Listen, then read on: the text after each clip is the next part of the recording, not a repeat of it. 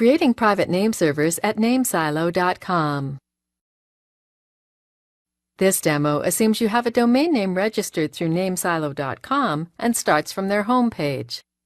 Now let's learn how to create our own custom private name servers. Click the login link at the top of the home page. Then log into your account.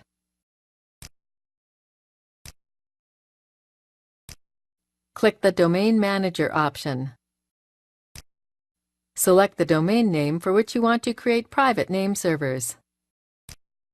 Then click View Manage Registered Name Servers in the Nameservers section. Click Register New Name Server. Enter the new name server and its associated IP address. Then click Submit.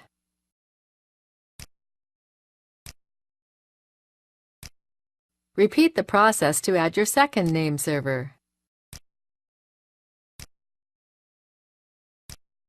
That's it! You've successfully created custom private name servers for your domain name. Please note that it could take up to 24 hours for your new private name servers to propagate and be recognized across the Internet. This is the end of the tutorial. You now know how to create private name servers at Namesilo.com.